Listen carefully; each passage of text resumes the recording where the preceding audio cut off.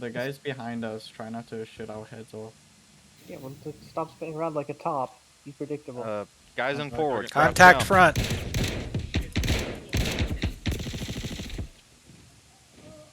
Moving. Oh, Let us know when it's clear to call the elevator. Dry heat reloading. Target coming left. I'm off the elevator. You can recall it. I've been playing Star Citizen on and off for the last few years, first purchasing a starter pack back around 2019, but being aware of the project as early as 2018.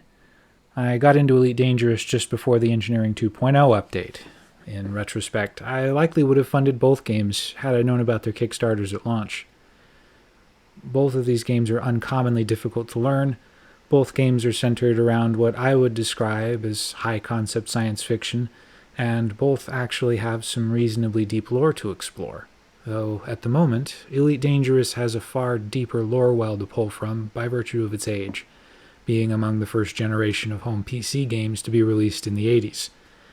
Regardless of age, both of these games still have very committed communities which feel obliged to defend their chosen title with all the tribal resolve of football fans at the World Cup. Having a bigger background in Elite Dangerous and a fair respect for what that game has already accomplished, I initially found the idea of Star Citizen a fascinating, if long-winded, adventure in spending obscene amounts of money on some pretty pictures and lofty ambitions. Up until recently, I had retained Star Citizen as an occasionally entertaining one-night stand, turning up for the biannual block party at Invictus and IAE just to see what's changed. Ground navigation via keyboard and mouse feels strange at first, with a learning curve longer than that of a typical shooter.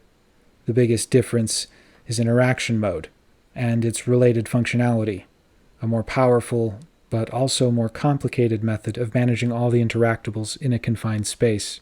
The first time I played, it took me about 20 minutes to figure out that the mouse wheel controls walking speed and that you have to press F to see how to open doors or perform more complex interactions. Star Citizen never had a tutorial while I played, and the game does not hold your hand at all. It's definitely harder to learn compared to Elite Dangerous. I had always been impressed with the scope of the project and the ambition of its scale. Elite Dangerous has claimed for a while that all its ships are designed around interior floor plans. Though, if you press FDev on details, they're characteristically vague about what they mean by interiors, as there are a lot of possible interpretations. Though the implication is that at some point, Elite Dangerous planned to let players walk around the inside of their ships. Odyssey gives me some hope about seeing that feature at some point, though the core ground game in Elite Dangerous needs a lot more work to be really enjoyable, even if it is technically feature complete. Which is, ironically, part of the reason why I started playing Star Citizen outside of the biannual event weeks.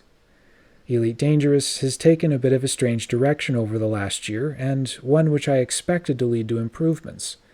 Space legs are great in concept, but the on-foot and in-space or vehicle segments are so thoroughly firewalled from one another that they function in practice as two different games that happen to live in the same box. You can completely ignore the Odyssey half of what's in Elite Dangerous right now, both in terms of progression and actual gameplay. By contrast, one of the first things you have to navigate in Star Citizen is the HAB unit you spawn into. Depending on your choice of location, it could be a polluted slum like Lorville, a cyberpunk-style megacity like Area 18, a futuristic techno-metropolis like New Babbage, or the wealthy, almost utopian vista of the Crusader shipyards. Your first experience in Star Citizen is on foot, and the entire game takes place at a human scale that provides an anchored frame of reference for the size of the world and the way it gets navigated. Only recently has Elite Dangerous received this sense of scale, and it's only at that moment that some players realized that an anaconda is bigger than a football pitch and 5 stories tall. Using the Elite Dangerous VR system really drives this point home, and it's one major value proposition which Star Citizen does not have. It's perhaps the only one that really impacts the way the game is played. It's the reason I was so disappointed by the decision not to support VR in Odyssey. The decision not to push VR into Elite Odyssey's ground content, and in fact to abandon it wholesale, was and still is a mistake, which constitutes one of the biggest missed opportunities at Frontier, and one which I can add to the dozen or so other missed opportunities they have silently waved off along with an increasing number of fans like me. Elite Dangerous, restoring VR support, and providing a VR-centric way to engage on the ground would be revolutionary, as there are currently no VR games with the kind of scale that Elite Dangerous provides. It's a great big blue ocean, and the opportunity to make a whole bunch of money is just sitting there, waiting for somebody to come along and take advantage.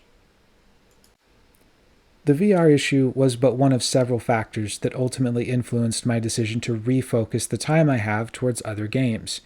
Community relations, the overall launch condition of the game, the inability of Frontier to address issues in the game's balance, and the carpet banning approach to, quote, stupid questions, unquote, during live streams, all contributed to my realizing that Frontier aren't actually interested in the feedback that its older players have. They have decided, a long time ago, what kind of game they want to build, and are not interested in any other input. Whether or not that decision was the correct one remains to be seen, and will bear its fruit over the next few years. The final straw for me came after the announcement, several months ago, that Frontier would not be revisiting ships or weapon balance because they believed that ship combat is in a good place. I got especially irritated at this, and started picking up Star Citizen in my spare time more and more. The way I saw it, I could be frustrated with bad game design working as intended, or I could enjoy good game design with a buggy implementation. The key difference being that one had active prospects for getting better, while the other had no prospects, at least none that have been admitted. One problem with my plan is that Star Citizen has one of the worst key mapping systems of any flight-based game I've ever played, though it has the redeeming quality of not being reliant on the Microsoft joystick subsystem that Elite Dangerous uses to pass HOTAS inputs into the game. It's a crappy holdover from previous versions of Windows. It only supports 28 buttons per controller, and essentially requires users with advanced equipment to rely on third-party input virtualization tools to make all their buttons work. Put simply, Elite Dangerous does not like expensive HOTAS setups, and you have to do a bunch of nerd stuff to make it work, and exponentially more nerd stuff if you want luxuries like axis sensitivity curves and power management macros. Star Citizen has its own in-house solutions to this problem, and they work wonderfully, reading and correctly interpreting inputs from every button and axis on most any controller on the market.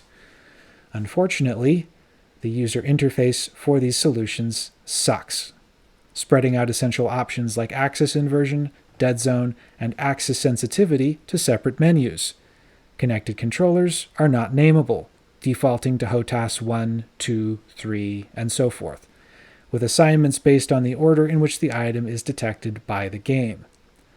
With separate controllers in my setup for throttle, stick, and rudder pedals, it takes a lot of trial and error to figure out which x-axis corresponds to which controller, since the HOTAS position can change based on the order in which controllers are plugged in. Connect your controllers in the wrong order, and your key map stops working, or more accurately, get assigned to the wrong device, which cannot be fixed once the game is launched. The only solution when this problem occurs is to close Star Citizen all the way down, unplug everything, and then plug it back in using the correct order. The easiest way to do this is with a powered USB hub with individual port power switches. Turn them on from one side to the other, waiting a few seconds between each switch, and everything should connect correctly the first time, though you also have to remember to power them all off when you're done. If the whole hub comes online at the same time, the devices can connect in a random order, resulting in an irritating surprise when you try and take off in the hangar. Combine this with the sheer volume of commands, actions, interactions, axis maps, and controls, none of which are described or made clear on screen, and you have an irritating mess of guess and check troubleshooting on your hands. A great example of this are the commands for target attacker and target hostile. These sound like the same thing, but they're actually related to two different states of target aggression. An attacker is any ship currently targeting you, whether hostile or not. Hostiles are ships which have attacked you, or which are otherwise marked as being an enemy. This is made all the more frustrating when players are asked to delete their user folder to resolve bugs from different patches. Doing so blows away your keymapper, requiring you to constantly make and update backups every time you reorganize your button maps. Of all the challenges I had to overcome, understanding the keymapper and the context of its hundreds of commands was by far the most difficult, and had been the main thing keeping me from properly enjoying the game. I plan to do a more complex video on this system at some point, but CIG have said it will get a rework once the new UI tech they've been developing is completed. There is so much functionality here it's hard to wrap your head around, and even harder to map. It's my opinion that if you intend to fly ships in Star Citizen, you should consider at least getting a basic HOTAS in spite of these difficulties, because it allows you to avoid the kind of double mapping hell that keyboard players already have to contend with using the different maps provided in the game. It's much easier to memorize a button that you already instinctually reach for and map that to something that you like than it is to try to remember all of the different key combinations to trigger commands you need in-game. It took more than 5 hours for me to build my first workable map, research the different functions, understand their uses, label all the related buttons on my HOTAS, and test everything to satisfaction. Despite all that effort, my first attempt had holes and missing pieces in it, but it worked well enough for me to get started. This is where everything started to come together. Round about hour 6, I finally felt confident enough in the map to start playing Vandal's Swarm, the easier of the two offline horde modes in Arena Commander. Prior to this, I was using Arena Free Fly to get everything laid out and tested in a low-pressure environment. The real test of any key map is how easy you can find critical functions under combat stresses. It took another hour or two of fine-tuning at this phase before I was able to survive past Wave 2, but it was during this phase that I was able to successfully kill some of the weaker NPCs, and the moment where gameplay started to develop a sense of flow. As the hours rolled by, and more key map details got worked out, I started to find the critical groove that I needed to settle into. Like Elite Dangerous, combat has a kind of pattern or cadence, driven by the physics of the game and the loop of decision and reaction that individual actors in the game take in response to one another. If you're familiar with Elite Dangerous, this part will feel similar, once you have enough control of your ship, though with some significant differences to Elite Dangerous that, in my opinion, provide for a much deeper strategy and combat interaction between ships. One of the more powerful middle-tier ships in Star Citizen is the Mercury Star Runner, and it's a bit bigger than the Viper Mark III or Millennium Falcon from Star Wars. The Carrack, one of the largest ships players can currently fly, is about the size of a Python, one of the medium-sized ships in Elite. All ships in Elite Dangerous are optimized for single-crew operation, with all ship functions available to the pilot, and the full potential of a ship accessible to said pilot. In Star Citizen, ships capable of multi-crew are intended to require it for effective use. Some ships, like the Cutlass Black, can get by with a single crewman, but you're leaving performance potential on the table and increasing the amount of stress on that single crewman to perform all the functions available. These functions currently expand far beyond the gunner and ship launch fighter pilot roles available in Elite Dangerous. Co-pilots in Star Citizen can already make fine-tuning adjustments to your shields, manipulate and overclock internal modules, manage communications, or control the power capacitor, with plans for crew to be able to enact repairs, perform damage control operations, redirect power and atmosphere based on need and available resources, all in fully interactable ship interiors that respond to G-force, collisions, and changes in the ambient environment. Getting up from your seat while in combat actually poses a risk to your health, because sudden changes in the ship's attitude or direction can throw you around the cabin, making navigation difficult. This will become an even more dangerous mechanic as physics and ship damage are developed more in the coming years. In larger ships, damage control operations will be a longer battle, and one which will require multiple crew to be involved in the process, while medium and small ships reduce the amount of this activity dramatically, being less complicated and more fragile, This actually frees up pilots in these ships to focus more on piloting the smaller ship they choose to fly, at the cost of being much more vulnerable than a commander in Elite Dangerous would be in something like a Sidewinder. Communication and crew management become major parts of gameplay in Star Citizen the larger that a ship becomes, even to the extent that the largest ships have a dedicated captain's chair, in addition to a pilot and co-pilot's chair. Properly engineered, a Sidewinder in Elite Dangerous can be obnoxiously powerful, able to survive a surprising amount of incoming damage, while putting out enough damage itself to take on the largest cargo ships in the game completely alone. A swarm of these ships can take on larger targets like the Anaconda or Corvette, with the Sidewinder often having enough shielding and hull to survive direct attack for several seconds before suffering significant damage. In Star Citizen, the typical light fighter is about as durable as a ship launch fighter in Elite Dangerous, and they lack the raw DPS to overcome the base regeneration rate of a larger ship's shields.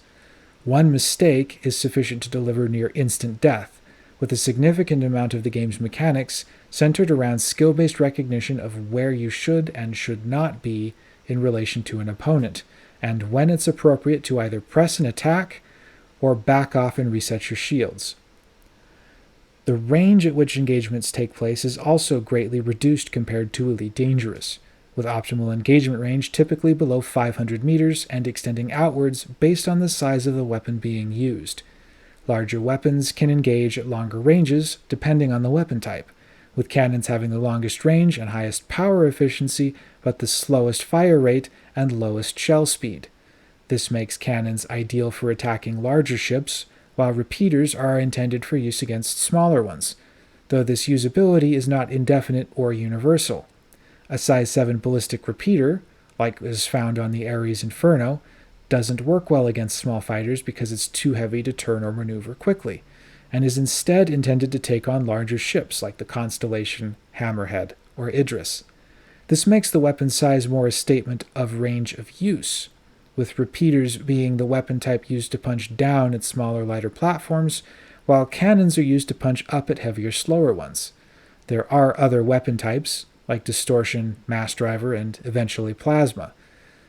Size 4 weapons are the middle ground in this environment, and can be made effective against just about anything in the game, depending on how a size 4 weapon is fitted and to what platform, though this could change when armor and dynamic damage modeling come into play later on.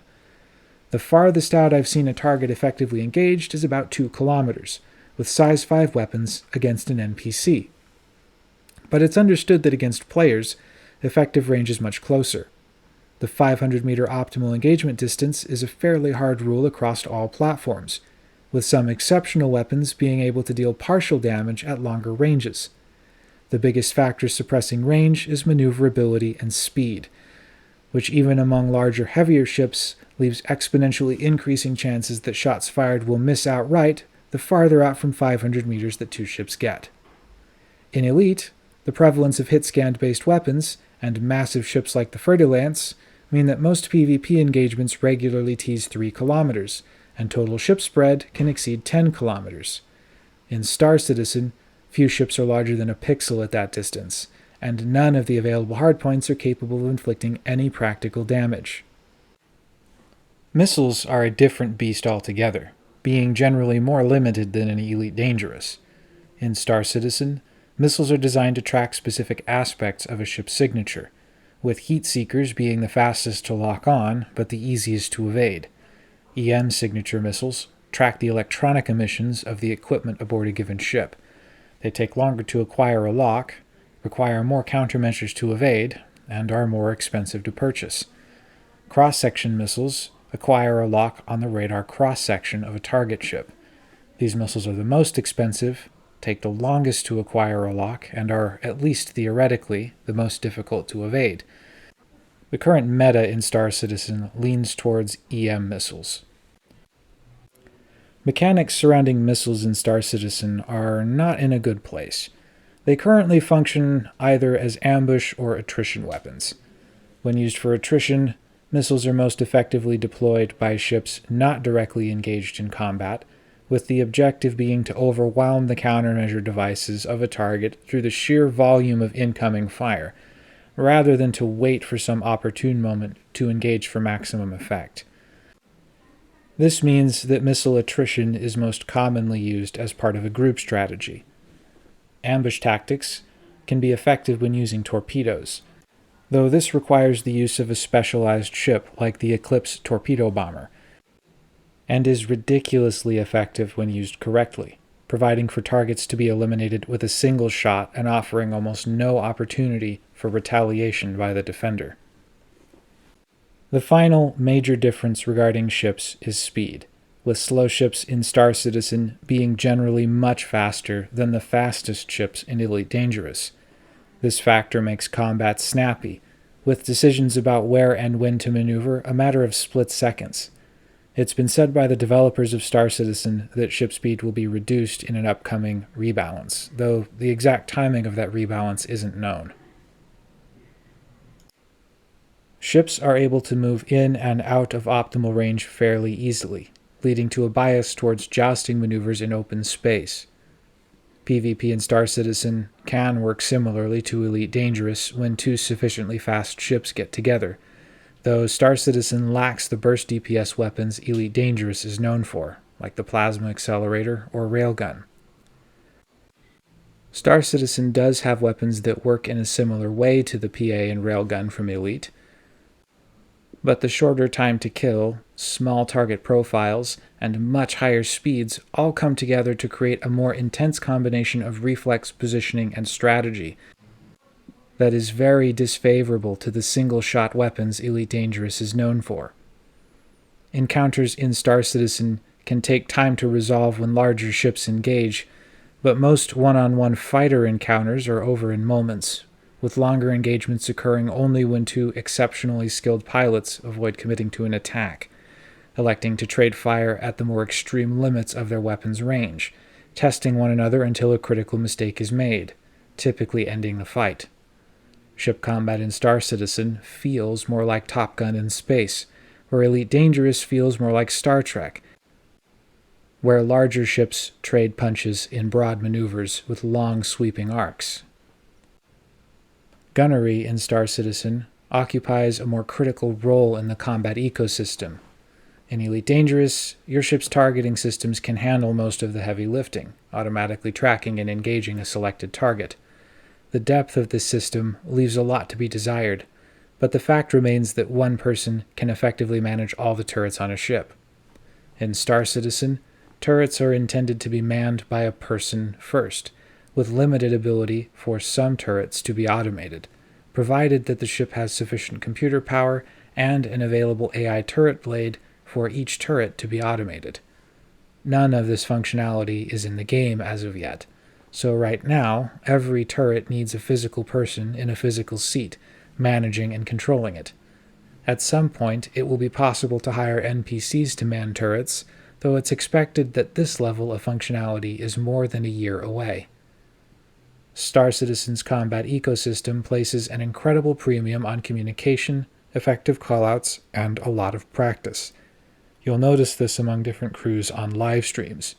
There are a bunch of different conventions in use right now, but a common practice when taking on gunners is to brief them on the convention in use and the key callouts needed to ensure everyone can communicate and work effectively together.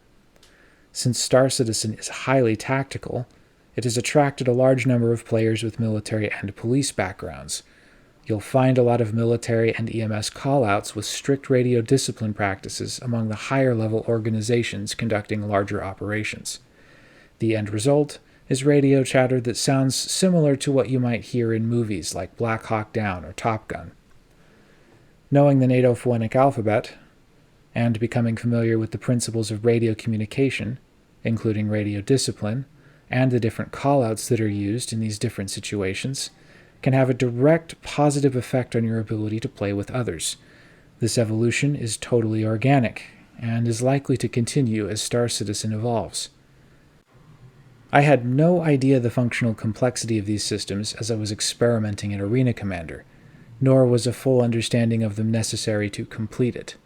What you learn in Arena Commander is only the tip of the iceberg as these things go, and it was here, after several days of practice, interaction, improvement, and more practice, that I realized everything had clicked. Vanduul Swarm is considered easy by most of the older players in Star Citizen, though easy is relative, and successfully finishing this game mode is an achievement because it forces you to understand the basics of flight, systems management, targeting, and positioning. Crossing this milestone should not be undervalued, since most people who pick up Star Citizen haven't completed it. It's also an important stepping stone that signifies preparedness for the next and much more difficult mode. Pirate Swarm is where you place all of this acquired knowledge to the test. This mode is longer, involves larger ships of a greater variety, and throws more hostile targets at you of a higher skill and difficulty over a longer period of time.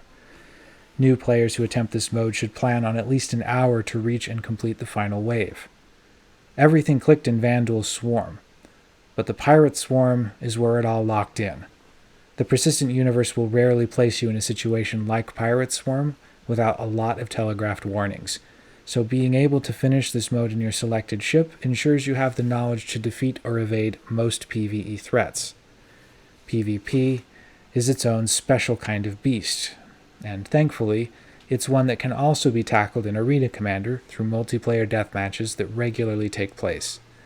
This gives you a taste of the dynamics at play, and over time, it lets you earn and experiment with other weapons and ships.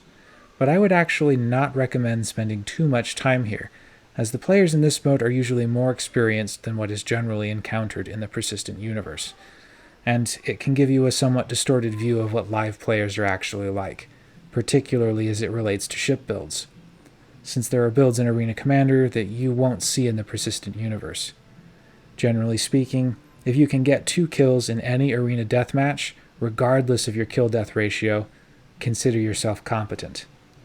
For these purposes, you're better off jumping into the live game and getting connected with an org that specializes in PvP. Skunkworks and Avenger Squadron are 2 of the more prevalent groups that lean more lawful. I have direct experience with the Skunks Discord and play with them on a regular basis, though I am not part of any of their formal squadrons, like would be seen in their videos. Gameplay in Star Citizen is, despite the complexity of controlling your character, an extremely rewarding experience to master. The game itself is tightly focused on a singular grind for credits, called AUEC. Unlike Elite Dangerous, which features multiple currencies, including several exclusive ones related to engineering, Star Citizen features only 2. AUEC, which acts as the principal currency for all economic activity, and Reputation, which acts as part of the progression system, guarding access to bigger, more difficult, and more lucrative contracts issued by the different factions in a system. At some point in the future, Reputation will also control access to certain ships and components. But for now, nearly everything you see in marketing material is earnable through regular gameplay. The use of a single currency for all economic exchange, and the absence of special gameplay currencies, enables players to specialize into their specific gameplay styles. They aren't dragged kicking and screaming from different activities that they like into things that they hate, just to chase some abstract engineering material, special reward, or rare collectible for a tech broker. You're able to play how you want, when you want, play with friends, and pay your friends, because despite being an alpha, players can conduct economic transactions directly with each other, and conduct handshake deals for specific services, a feature that Elite Dangerous lacks. This comes at the cost of a lower overall rate of progression compared to a game like Elite, with it being very difficult for the average player in Star Citizen to earn more than 100,000 credits per hour in typical gameplay alone. There are activities that can generate more than this, but these activities often require help, either because the ship involved needs multiple crew, like the Argo Mole, or because the activity is exceptionally dangerous, like at Jumptown. These rare events can yield 1,000,000 credits per hour or more, but the earnings need to be split between multiple participants, with the risk of failure increasing the fewer people you have available to help. The Argo Mole, for example, can, theoretically, be operated by one person, but said operator would need to physically change position on the ship to switch between flying and mining, and would be utterly helpless if engaged by even a single pirate in a light fighter. You could theoretically load a small ship by yourself at Jumptown, but with the sheer volume of activity that goes on in the area, it's far more likely you'll just be killed by somebody who happened to beat you there. This active reward model strongly incentivizes players to group up and work together to accomplish a given task. But it also allows a great deal of flexibility for players to specialize within these groups. Traders can hire both escorts to deal with pirates and security to deal with boarding actions. Miners can hire laser operators. Combat ships can hire gunners. Ground vehicle operations can charter transports. Organizations can coordinate all of these resources in-house if available, or work with other, more specialized organizations to carry out large-scale operations from group mining to Jumptown raids. Strong dependency on group action to complete high-level tasks is a hallmark of MMO games, and Star Citizen has already created the core incentives for it to happen organically, without even being a finished game. Elite Dangerous has struggled with this for years as a feature-complete experience. Elite Dangerous struggles with this because many activities are done most effectively alone. What few activities can be done in multi-crew, or as a wing, are often poorly rewarded by the game's forced sharing system, or are rendered so easy as to be done only to facilitate an easier grind. Grind being the operative word when it comes to Elite, since there is a lot more of it required in order to reach a level that could be called effective. Here again, Star Citizen has the better model. Ships purchased in-game or on the store are, as a general rule, fully capable and relevant when used in their role. Some ships need a little adjustment, usually some changes to weapon hardpoints or internal modules, to better suit the individual player, but these changes are not essential. A player can purchase an Aero Light Fighter in-game or online and immediately take it out into a fight and be successful. Most players opt to replace the standard ballistic weapons with laser repeaters as a first step, only because of ammunition constraints. But the fighter arrives fully assembled and ready to go, toe-to-toe with other players and NPCs out of the box. Whereas in Elite Dangerous, ships come default with the worst equipment possible, and without any useful weapons. Once better weapons and equipment are selected, the ship in question is usually not capable of meaningful PvP without tens of hours of engineering. Star Citizen gets you into the action faster than Elite, and places a much greater emphasis on skill and practice by virtue of allowing you more and lower cost opportunities to engage with real people on a regular basis. Elite Dangerous lets you press a button and eschew all possibility of direct human interaction through its solo play mode, leaving you, the player, in a situation much like Skyrim. A demigod in a universe full of mindless, near-helpless ants. The game quickly becomes a naked power fantasy safe space, without risk or meaningful consequence for poor decisions. Star Citizen does away with that attitude right from the word go. You play in a universe full of people. You can't escape them or avoid them.